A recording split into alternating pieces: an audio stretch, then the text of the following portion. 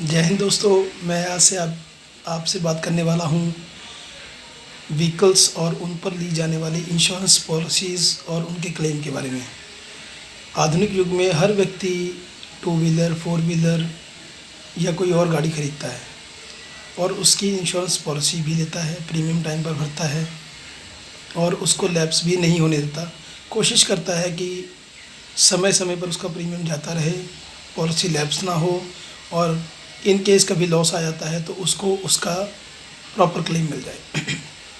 लेकिन हमारी कुछ बेसिक फॉल्ट्स कह लीजिए या गलतियां कह लीजिए या मिस्टेक्स कह लीजिए, उनकी वजह से हम अपने प्रॉपर क्लेम गाड़ियों पर ले नहीं पाते।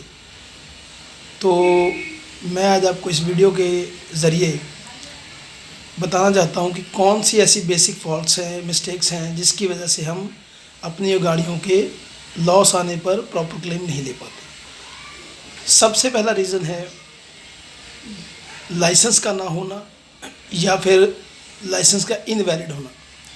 लाइसेंस का ना होना तो आप बात समझ ही गए कि लाइसेंस नहीं है और आप गाड़ी ड्राइव कर रहे हैं, या आपका कोई रिश्तेदार या आपके परिवार का मेंबर जो गाड़ी ड्राइव कर रहा है उसके पास लाइसेंस नहीं है और मान लो क्लेम आ जाता है, लॉस आ जाता है, तो ऐसी अवस्था में यदि अब आप इंश्योरेंस कंपनी से क्लेम मांगते हैं, अप्लाई करते हैं, तो आपको क्लेम नहीं दिया जाएगा, क्लेम रिजेक्ट हो जाएगा। कई बार क्या होता है कि लाइसेंस तो होता है लेकिन क्योंकि लाइसेंसों की जो वैधता होती है वो लंबी होती है, 20-20 साल भी होती है, ठीक है। उसकी वजह से कब लाइसेंस की वैधता समाप्त हो गई इसका पता नहीं चलता और लाइसेंस इनवैलिड हो जाता है। तो यदि आपका लाइसेंस इनवैलिड है तब भी आपको इंश्योरेंस पॉलिसी का क्लेम नहीं मिल पाएगा। दूसरा रीज़न है आप एक सेकंड हैंड गाड़ी खरीदते हो। सेकंड हैंड गाड़ी खरीदने के बाद आप उसकी आरसी जो है अपने नाम पे ट्रांसफ़र करा देते हो, लेकिन आप आरसी ट्रांसफ़र कराने के बाद उसकी इंश्योरेंस पॉलिसी अपने नाम पे ट्रांसफ़र कराना भूल जाते हो या नहीं करवाते हो, तो आप उसको पुराने ओनर के नाम पर ही करा लेते हो, जिसकी वजह से लॉस आने की स्थिति में आपका क्लेम रिजेक्ट हो जाता है। क्योंकि कंपनी आपको तभी क्लेम देगी अगर इंश्योरेंस पॉलिसी आपके नाम पर है। ये दो रीज़न हो गए। थर्ड स्ट्रॉन्ग रीज़न है non disclosure of material facts like CNG kit installation and custom modification का इंफॉर्मेशन इंश्योरेंस कंपनी को न देना। आप समझिए एग्जांपल के थ्रू कि आपने अपनी गाड़ी में सीएनजी किट लगवाई या आपने कोई कस्टम मॉडिफिकेशन इंटरनल या एक्सटर्नल जो भी है करवाई गाड़ी में, लेकिन आपने उसका इंफॉर्मेशन इंश्योरेंस कंपनी को नहीं दिया, तो इन केस ऑफ लॉस आपका क्लेम फिर से रिजेक्ट हो जाएगा, आपको क्लेम नहीं देगी इंश्योरेंस पॉलिसी। तो आप याद रखिए कि अगर आप कोई कस्टम मॉडिफिकेशन कराते हैं, कोई सीएनजी किट इंस्टॉल कराते हैं या ऐसा कोई भी एक्स्ट्रा काम करते हैं, तो उसकी इन्फॉर्मेशन प्रॉपर तरीके से इंश्योरेंस कंपनी को दीजिए और हो सके तो उस संबंध में जो एक्स्ट्रा प्रीमियम है वो कंपनी का ज़रूर भरिए। इसके बाद एक रीज़न आता है using personal vehicle as commercial. आपने कोई व्हीकल लिया जो डोमेस्टिक है, पर्सनल है, आप उसका यूज़ कमर्शियल यूज़ करते हैं आप उसका, लेकिन आप उसका कमर्शियल रजिस्ट्रेशन नहीं करवाते। ऐसी स्थिति में भी इंश्योरेंस कंपनी आपको क्लेम नहीं देगी, आपका क्लेम रिजेक्ट कर देगी। तो आपको चाहिए ये कि आप अगर कोई डोमेस्टिक व्हीकल, पर्सनल व्हीकल लेते हैं लेकिन आपने उसका यूज़ कमर्शियल में करना है, तो आप उससे पहले उस गाड़ी का कमर्शियल रजिस्ट्रेशन करवा लीजिए ताकि आपको लॉस आने की स्थिति में उसका क्लेम मिल सके। फिफ्थ रीज़न है ड्रिंक एंड ड्राइव।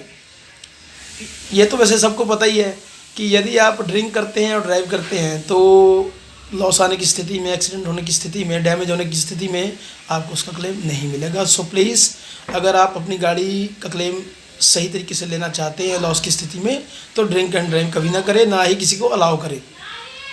उसके बाद सिक्स्थ रीज़न है डिले इन इंटीमेशन और डिले आफ्टर रिपेयर।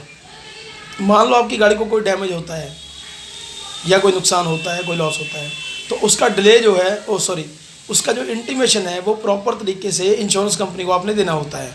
इसके लिए मॉडल टाइम है 48 आवर्स या 72 आवर्स। आप 48 आवर्स से लेके 72 आवर्स के बीच में कभी भी इंश्योरेंस कंपनी को इंटीमेशन दे सकते हैं। यदि आपने टाइम पे इंटीमेशन दिया होगा तो आपका क्लेम रिजेक्ट नहीं होगा। और जो लास्ट रीज़न है, सेवन्थ, वो सबसे स्ट्रॉन्ग है नेग्लिजेंट बिहेवियर को मैं आपको 2 एग्जांपलों के थ्रू समझाता हूँ।